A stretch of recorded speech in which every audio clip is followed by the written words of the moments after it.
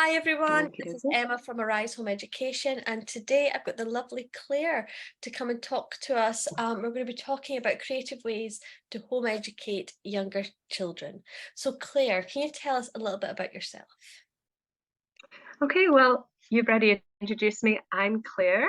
I'm married to Tony. We've been married for nearly 15 years, and we have four children. Our oldest is Abigail, and she just turned 12. So she's officially now definitely a teenager, she says. And then we've got Joel, who's 9, Jude, who's 7, and Asher, who just turned 5. A little bit about me. I have always home educated, always planned to home educate before we had children. It was just a burden God put on my heart. I got saved when I was 17. And when I left school, I went to uni. And then, whilst I was at uni, I was talking to Abigail about this afternoon. I was meant to be studying for my dissertation, and I found myself researching Christian home education online because and then we had no children. We'd been married for a year. But it was I just knew that that was the path that God was leading us down. And I thought, I want to be as prepared as possible. That's nice to So hear. yeah, I suppose so. Yeah, we've always done it. Abigail went to her very first conference when she was 5 months old Wow. because we knew we were going to home ed, and we found out that there was a conference in Perth, and probably a similar format to what We you might have guys been are at the doing now same with Arise. conference. But I think we probably were. I think we met Esther Lim also at one of those conferences when Abigail was about 3. I think we met them for the first time there too. So yeah, so we've kind of been around the home ed world for quite a long time. So we have. That's a very brief introduction. I'm very impressed you went to your first conference when Abigail was a baby and you I know. still wanted to do it. I went to my first homeschool group when Rebecca was 9 months old and felt so overwhelmed and inadequate as a human being at Yeah. seeing all these ladies with multiple children and home educating, and I was barely able to cope with one baby. And Oh, totally. I felt, oh my goodness, I'm just like such a failure as a human being. So yeah, here Oh. we all are.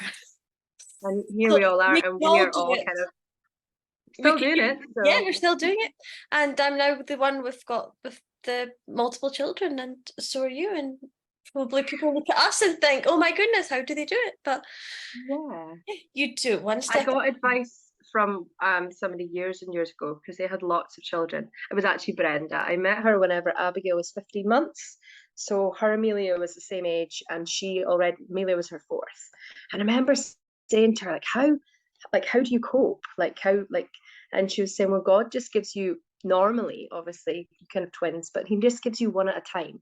So you have that period of adjustment, that preparation, and that you've not just suddenly got 7 children, Mhm. you know. And so yeah, I remember her saying that and thinking, actually, yeah, that's true. Yeah, you have that period of time that you could adjust to having I- another one and Absolutely. I adding think them one of the in. biggest lessons that God taught me, not just about home educating, but just in general, that God does give us the grace for today. That when you Yep. look 2 years, 3 years, 4 years into the future, you lose your peace, you feel overwhelmed because God isn't giving you the grace for 5 years down the road. He's giving you the Mhm. grace for today and walking in that and trusting God for today and not the imaginary world in which you imagine Mhm. yourself in the future, which might not be the world that you actually inhabit in the future. Yeah, because you can always give yourself ifs. But what if this, what if that, when actually is it in Matthew? I can never remember where in the Bible, but when it talks about, don't worry about tomorrow, Matthew. there's enough evil for the day, and consider the lilies, how they're clothed, and consider just how he will provide what you need when you need it. And he Mm, does. And he's yeah, definitely faithful, absolutely. for sure. So you really felt called to home educate even when you were at university. Even when I was like 19. When you were No, 19. I wasn't 19 actually. I think I was How did you 21. find whereabout did you learn about home education? I think when I got saved, I was so intrigued by creation. And I think that was when I first heard about home education because Professor Ken Ham, who was one of the kind of speakers on Answers in Genesis, home educated his children in Australia, I think. So I think I Amazing. possibly heard the term home education through that, but I actually knew some families in Shetland who had home educated. Um, although I spoke to Tony, there was two families I knew, and they were nice families, but they didn't give the best impression of home education in terms of this kind of the weird awkwardness. You know how they always say home educated kids will be like really weird and awkward. And I don't think my children are particularly weird or awkward, just maybe have different passions and interests Mhm. than the people in the neighborhood. But yeah, they didn't really give you the best impression of home education, but yeah, God still used that to put it Yeah. on my heart and say, no, that's what you're to do. So and yeah, so yeah, when I was supposed to be studying, I was looking up education and how to do it. Could argue you were studying I for was your studying, future role. just not really applying myself to my dissertation. Whoopsie. So I you've still graduated. well done. So your eldest is 12, but your youngest is 5. So you're still at the kind of you're at that transition from moving away from being surrounded by small humans and you're coming Hmm. you're knocking the door of teenage land. I know. Yes. Yeah. New I'm adventure. really excited. I'm actually really excited to just like, especially was it you, Emma? You spoke about how much you love your teenagers. I Yeah. remember when you'd said just how much you love talking to them, but they're your best friends, and I can see that in Abigail. Mhm. She just, um, she's just a delight and good fun, and we rub each other up the wrong way sometimes, but for the We most all part, do. yeah. So yeah, I'm at that stage now that my oldest is nearly a teenager, and her education looks different than what it did when she was 5. What did it But look still, obviously got all those ages in between. yeah. What did home education look like with your younger children? What does it look like now, or what did it No, look like when she was younger? when she was younger, and then when the adding the boys in. Hmm. Our education's evolved a lot. So 4 years ago, we sort of, and I think I'd been thinking about it previous to that, but we kind of more fully dived into a more Charlotte Mason style of education. So previous to that, we'd kind of done a bit of maths and a bit of English and a bit of science. I had different Rod and Staff textbooks, which were really good.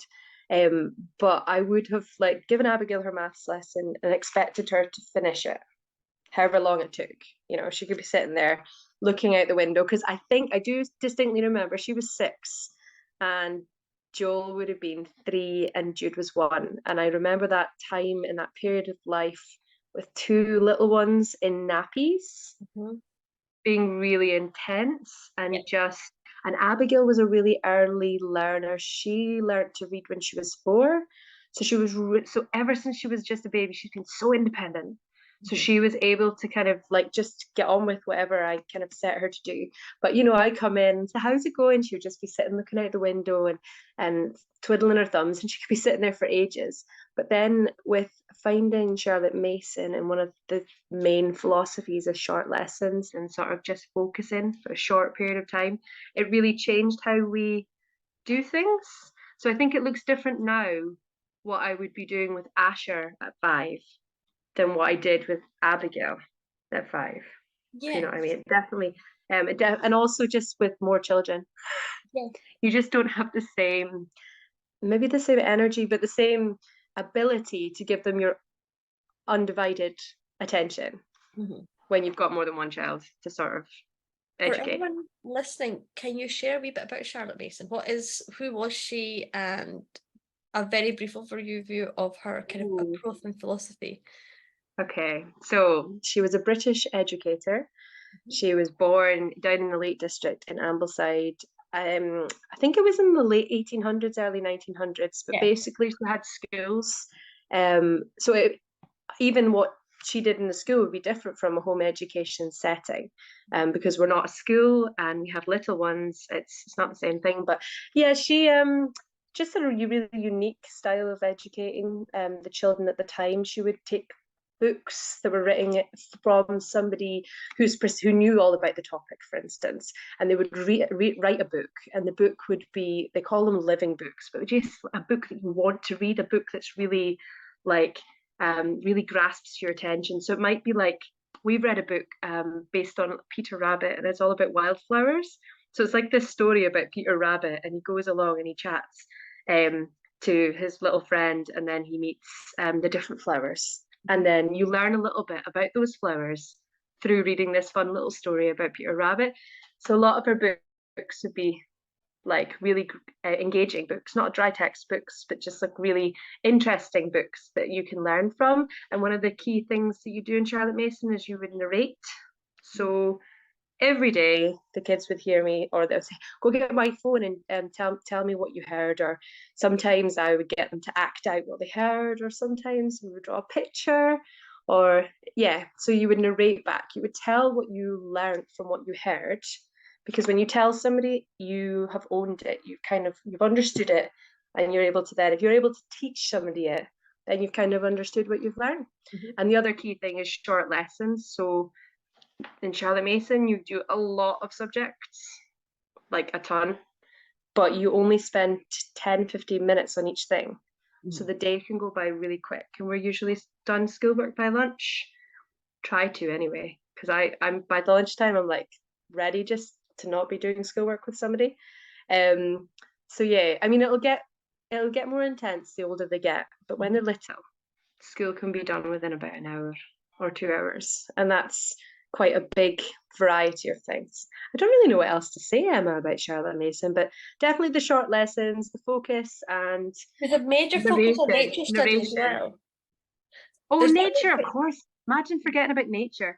Yes, very heavy on nature study, and believes that children, what's the quote? It's like, if you can be outdoors, don't be indoors. I think that's it's a paraphrase. One of her quotes. Yeah. And she's also really, really focused on habits and building good habits for yourself first, and then building habits in your children, because kind of if you've got good habits, you tend to then have, well, life just tends to be a bit smoother and easier if you've got good habits.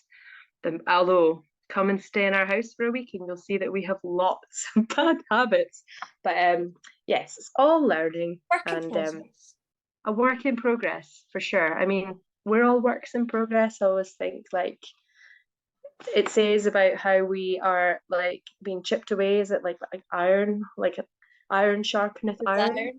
Is in Proverbs, you know, and we are not perfectly ready for going to glory yet, but he's constantly chipping away at us. And I suppose that's what it looks like in the home as well. It's about relationship, and yeah, education is much more than just your textbooks and sitting down reading. It's about life and relationship. Yeah. The other thing I find fascinating, well, as you said, she was working in schools and she wasn't a parent. She never had, she actually never married, or I think she may have actually married later in life or something, but she never had any children.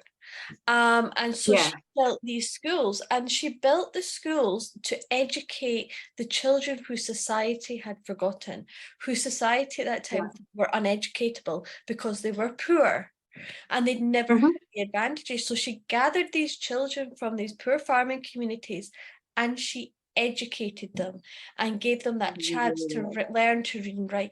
And she did better than a lot of the state institutions at the time. I read somewhere, I can't remember where it was, but I read somewhere that this person was arguing that the reason that she's not more widely known is because she was a devout Christian. So she embedded in her education philosophy was this whole idea of raising up a child in the ways of the Lord, and it was a Christian education. And had she been secular and not a Christian, her ideas, her philosophies, that whole idea of just being able to take these poor children who'd never been given an opportunity would have been far more celebrated, and she may have been more remembered today. Although today Yeah. the Charlotte Mason educators who are atheists, I've seen Muslim Charlotte Mason Mhm. groups. Yeah. So although the Christian ethos is very much was a key part of her philosophy, people have now taken her philosophy and adapted it and made it Yeah. secular or to Yeah. other Taking things. like her ideas. I mean, Mhm. in her curriculum, everything goes back to the Bible and everything leads back to God and relationship with God. But I mean, if you were just to take the simple short lessons, narration, living books, you could have a secular education Yeah. that way. Um, So yeah. what what practical tips and ideas would you give someone starting out with Oh. really young children? I was thinking about that so much earlier, and I was chatting about it to my husband. I was chatting about it to Abigail. For me, and this is just my this, this is me as a person, but I've always been a very routine, boring person.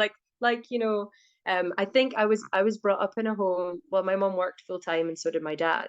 But we always had dinner at 5:30. It was like, pretty much without fail, 5:30 dinner would be on the table. You'd always come and you'd sit around the table. So I think lots of the kind of principles of like routine and I set times for things, sort of was with me from whenever I was a child. The But so same. I've always been quite a routine person with the kids. So even when they were babies, and I know like most of my friends obviously aren't like this, but when I was pregnant with Abigail, I read a book, and it is a little bit controversial, but it was called Baby Wise. But one of the key principles was about routine. And obviously it talks about like the difference between demand feeding. It talks about feeding on a schedule or like a routine rather than a schedule. And I've kind of followed that to a point with Abigail, and with all of them, but like less rigidly with each one because life got busier with each child. But so they've always kind of around the same time, slept around the same time. They were really great nappers. And Abigail, she like slept through the night when she was 7 weeks old. And like never, that was her. I know it's kind of insane to think about. Joel was like 10 months, I think. And I don't remember when Jude or Asher slept through the night.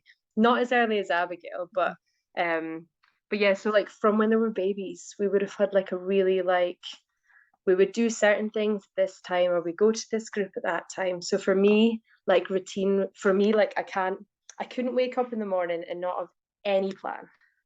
Does that make sense? Yeah, Like that makes wake sense. up and just be like, just wing it. Because I know lots of my friends unschool. And I think like in theory, I think it's a great philosophy of education. I think to be able to follow your child's passions purely and just allow them to develop without any sort of coaxing or any influence on your part, I think is great. But for me, if I just have a day where we have absolutely nothing, I I almost feel slightly lost. I'm like, what will we do now? Or whereas when we have kind of like a rough plan and it never goes the way you hope it's gonna go. But if you have like a rough idea of like how your day is going to be laid out, especially when you've got a toddler, it really helps. It really helped my sanity when, I would feel the same especially when actually. Ashley was little. I need a Because rough plan for my days or I'm just lost. yeah, Like I you don't need to know. have something like just some sort of like for me. What I even had a wee timetable, Emma. It's hilarious. I had a timetable when Asher was 2. It was so loose, but it was just like for the first part of his day after breakfast, he would come and sit with us at the table, and that was when I would pull out my busy bags or sensory play or something that he could do in his high chair. So he was there with us whilst we were doing schoolwork, and then he would have I can't even remember all the things, but one thing that I used to do with them all was room time. And so every day he would have a time he would play in his room during our school morning. And that has always been that's my best tip. Room So time. Asher's your youngest son. So when Aha. Asher was little, you had Abigail who was school age. Yeah, she would have been 7 when Astra came along.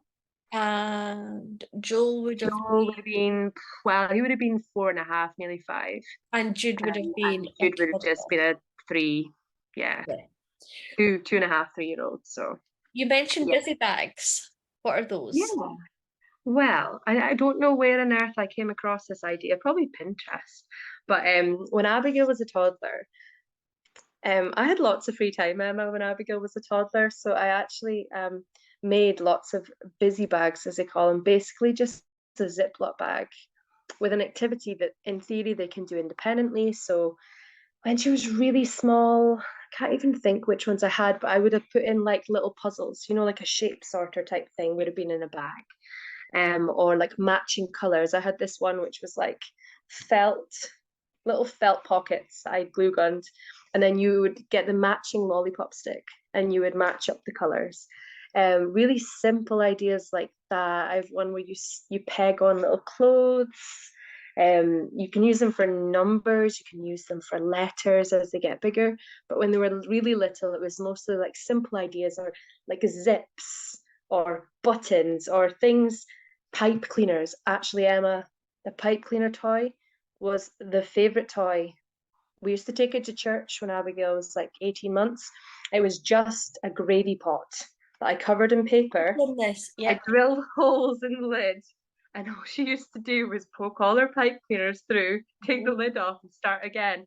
And it's so funny because that toy's been gone for about 10 years now. No, not as many as that, but nearly. And Mhm. because I think it broke and I don't think I remade one, but I remember that toy being like the favorite toy and We had a lacing cards and things like that.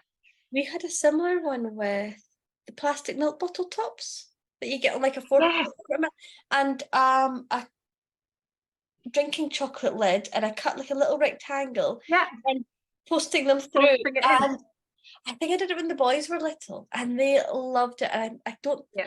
Did we have the pipe? I think I did the pipe cleaner one too, but it wasn't as successful as the milk bottle one. Yeah, well, I don't think we tried the milk bottle one, but it's funny how something so repetitive, so simple, can be so much fun I would for a never. 2 year old. I think I saw that in another homeschool family's house.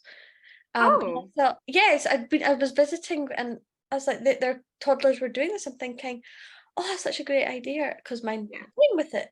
And so I went home and I made it myself. And it was just what you say, it was just such a simple thing that they absolutely loved. Claire has yeah. passed on her busy bags for my girls, and they have Well, only some of loved them. I have a them. whole pile more. Well, But the ones they, that I've kept are sort of like letter ones. And so there's one I've got, it's a wolf, and you have all these little letters and you feed the wolf the letters. So things that Asher can kind of do now. Although it's funny how I was thinking today, you can have resources. When it comes to it, you forget that they're there. yes, done So that. I hardly ever pull out a busy bag, and I'm sitting schooling with Jude, and Asher's just playing, but then he's annoying Joel, and I'm thinking I should actually give him an activity and he'll be more content. But I don't always, when you're in the midst of your day, you sometimes forget actually this little guy's a bit bored and kind of could do with a bit of redirection. But And they also, the little ones, they see their older siblings doing school and they want to do school. yeah. Like I've had like 2 years, can I do school too? And you're like looking at them thinking, you're two. I don't What can want to you do? homeschool you. Yeah, I know. I want you to Like just go and play. Asher has been interested in letters for a year and a half now. So just recently I started him on reading lessons just the other day. And I'm like, I don't want to. I'm like, he's only just turned 5. I want to wait till he's 6. But I'm like, but he's interested. You Mhm. have to do this. Because he needs the brain stimulation. You can see that he really benefits from doing it. So but yeah, you're like, no, not another child to add to the mix. I think Not as yet. well, a lot of the things you've shared really, I think, point to that individuality of our children. The fact that Oh, for Asher's sure. wanting to learn to read, but you'll hear so many other home educators and also education philosophers in different countries start later. They'll say, Hmm. hold it up until they're 6 or 7. But for Yeah. some kids, that's not actually the right choice to make. And Yeah. the home education gives us that flexibility. You talked about how you thrive on routine. If you wake up and there's no routine, it's like, Yeah. ah. Whereas What do we do? a lot of the unschooler families, they thrive doing unschooling, and Exactly. and I think we can become so almost paralyzed by that comparison of other families, especially when we're starting out and we're still finding our own feet and we're finding out who we are as home educators, find out who our children Mhm. are as learners, that we look, oh, they do this, they don't have a routine, they go with their child's passions, they're eclectic, and it was wonderful, and they do these amazing things, and their children are just thriving. Then we'll look over here and say, oh, that family, they sit down with textbooks every day, and their kids are Yeah. so intelligent, and they're just they're wonderful. Then you'll see the the Charlotte Mason family doing their thing, or the classical educators doing their thing, and you'll see these Swinging on the families, and tree. you'll see them different families, and they look like they're all thriving, and you're like, I don't know Mhm. which way to go, and it's Yeah. absolutely fine because we're all so different and unique, Yeah. and it's that don't compare Yeah. and finding what is right, and it's fine to take your time because just like with the habits, we try and instill good habits and build good godly character in our children, and you feel like you're doing it for an eternity, um, Yes. and they get there eventually. It's a process and it's slow and it takes Yeah. time and it's not going to happen. You won't have all the answers overnight, but It's not like going to the fast food restaurant and placing your order and going away with your takeaway 5 minutes later. It's actually having a home cooked meal, which is somebody's labored for 3 hours and spent time and, put in all the good ingredients and made something. But it takes time to prepare those good ingredients and to be able to put it all together. yeah. And I suppose that's the beautiful thing I think about the home educating is just the fact you can build such amazing relationships with your children for life. I mean, it's Abigail's only 12, but how our relationship has changed. The older they get and the more capable they are in conversation, etc. It's just she's like my little sidekick, though. I Mhm. think she's always been my little sidekick since How we've would had babies you, and just how would, adores babies. how would you say it looks different between having Abigail and having the boys? Would you say the boys are that's Oh, a what a knowing fun laugh. question. Well, I mean, as I said, I have one daughter and I have three sons. And actually, you know how they always say boys are really rough, and my boys were always much more cuddly than Abigail when they were Are little. cuddly boys. And Mhm. I mean, they do have their moments, do not get me wrong. They do have their moments, particularly Asher, with his little fist, when his brother doesn't do what he wants him to do. And so yeah, they're not perfect, but they're actually a lot of fun, Mhm. the boys, and like super silly with one another sometimes. And I love watching how the boys can remain best friends even when they're annoying each other. Like Yeah. they don't hold grudges the same. They can be really upset with each other and then be laughing at each other in the same moment. Yeah. And I think but home education's definitely been different in one sense for the boys because um, Abigail was reading when she was 4.5. So obviously that has always meant that she's been really independent. Mhm, But mhm. Joel, my firstborn son, he's really, I've never pushed the diagnosis, I've never kind of looked into it, but he's really struggled with reading. And I started him with reading lessons, the same book I used for Abigail and then other resources as well. When he was 5 and he was doing reading eggs, I've always started them around 5 with reading because I've always thought to myself, see if they can read, it makes everything else Yeah. easier. Mhm, mhm. So even though with Charlotte Mason, we actually start them kind of more when they're 6, but I've always started reading earlier than that if they're able. So Joel, I started when he was about 5, and now he is 9.5, and that's him just sort of, he's kind of reading the Usborne, kind of first reader Usborne books. But he still struggles with quite a lot of words and trying to figure out and decode the words and or see the words. So I don't know whether there's possibly dyslexia Yeah. I Okay. don't know. But you know what? It doesn't matter because he is this most incredibly engineering, like he can do a 300, he can probably do 1,000 piece jigsaw. He started one, but he's not quite finished it yet. So he can do so many other things, even if he struggles with reading. So it definitely has looked different since just with his struggles, because I've not been able to allow him to be as independent as I think he could be, Yeah. because I need to be there to read whatever it is he needs to do, if you know what I mean. But do you know, No, one of the I've had things the we've, same. I've had the same struggles. yeah, one Yeah. of the things we've been doing a lot for like, so that he can still be challenged mentally with the literature is using LibriVox and using YouTube. So he's currently going through Pilgrim's Progress as one of his books, and I found a lovely audio version on YouTube. So YouTube it is, and Yeah. he sits and he listens to some of his book, and he's learning, Mhm. but he can't read it for himself, and that's okay. Yeah. So definitely has looked different. And also just because when I had Abigail, she was the only one educating, and now I'm kind of doing three of them are in kind of full time school, and Asher's just doing a bit of reading and about like 10 minutes of maths. So he doesn't really count yet, but he will. You will soon. He Well, will. Yeah. thank you, Claire, so much for coming on and speaking to us about what homeschooling looks like with your kids and what it was like when they were younger. It's been really great chatting to you. And Yeah. Thank you for yeah, inviting me. thank you so much. We're about to run out of Thank you. time. So yeah, Okay. speak to you soon.